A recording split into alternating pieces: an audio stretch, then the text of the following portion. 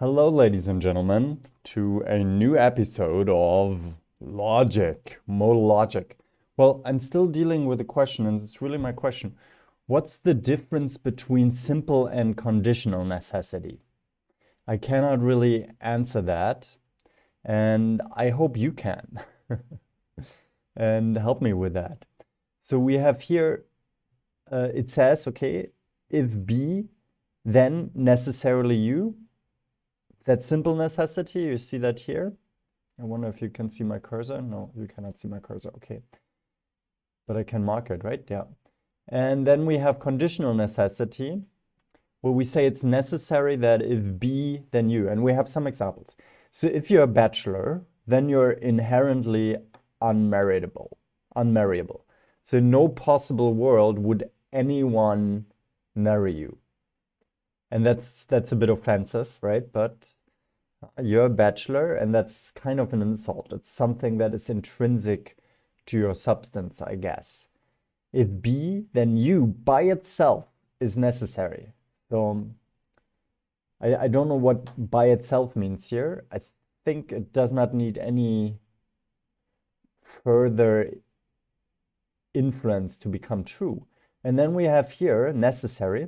It's necessary that if you're a bachelor, then you're unmarried. It's necessary that if B, then U.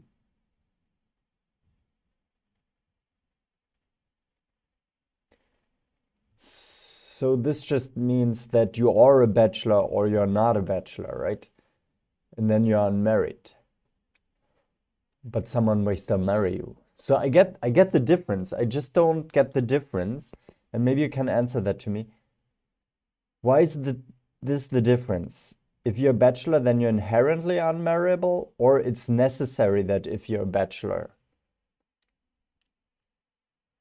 If you're a bachelor, then it's necessary that you're unmarriable. It's necessary that if you're a bachelor, then you're unmarriable. I don't get why does it go from this, like why does that make a difference here? I don't get it.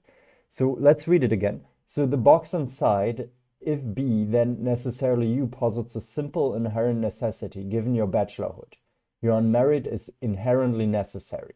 This version is insulting and presumably false. By contrast, box outside, necessarily B, then U posits a conditional necessity. So I guess it depends here on conditions. So we have simple necessity and conditional necessity. What is necessary is not you're a bachelor or you're unmarried by itself, but the connection between the two.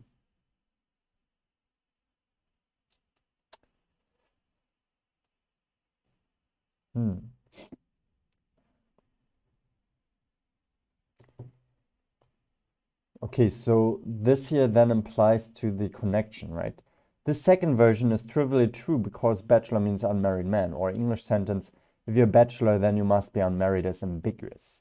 Its wording suggests simple necessity, which denies your freedom to marry, but it's more likely meant as a conditional necessity. The medievals called the box inside from the necessity of the consequent, the second part being necessary. They called the box outside from the necessity of consequence, the whole if then being necessary. The ambiguity is important. Okay. So let's look at some examples here. So exercise 10a, right? And we went here to the rain entails precipitation. So, and I want to go to the whiteboard here. And let me just turn on the whiteboard. Whiteboard. Where did I put it?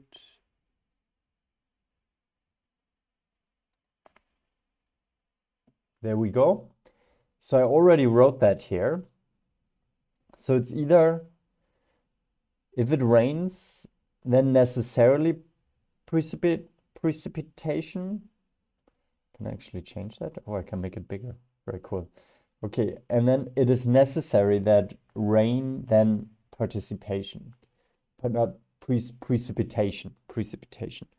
So when it rains, I guess then there's water in the air or something.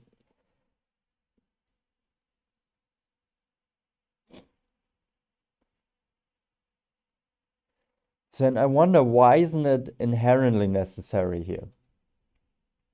I still don't get it. Can you explain that to me? Can you actually explain that to me?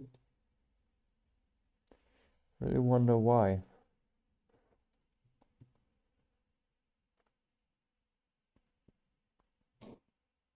When somebody says rain entails precipitation, yeah, when it rains, then the air will get wet, or there will be water streams or whatever in the air. I don't know really what precipitation is in detail. And it doesn't mean that it necessarily rains. I get it. But does this here mean that it necessarily rains? Not sure. Okay, let's do the next one. There's precipitation doesn't entail there's rain. There's precipitation doesn't entail there's rain. So if precipitation doesn't entail there's rain.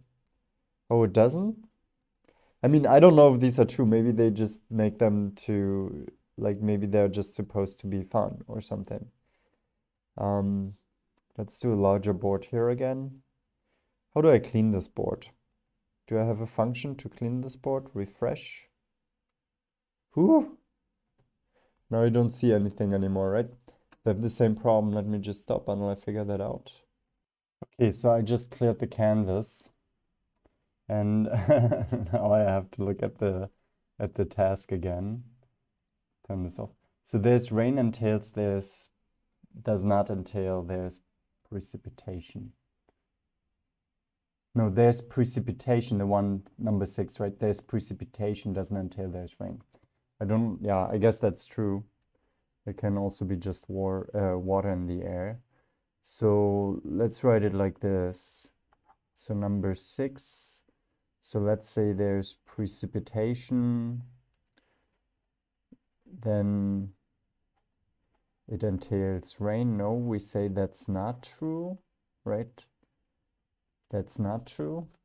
And I guess because we say entails,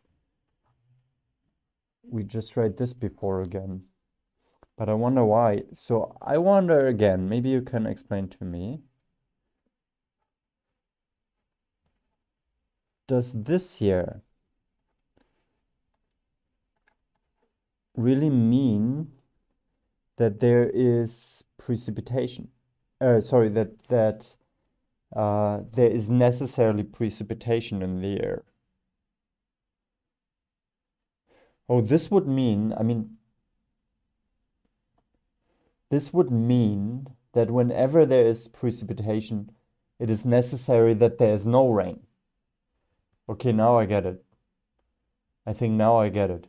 Because the other one is, so the other one is like this, right? It's necessary that if it rains, then there is precipitation. So, and I guess if I wrote it like this,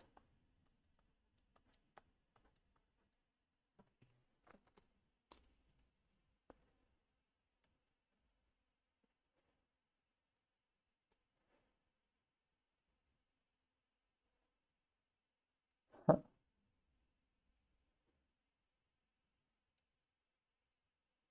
no, I still don't understand it. What I said is just bullshit.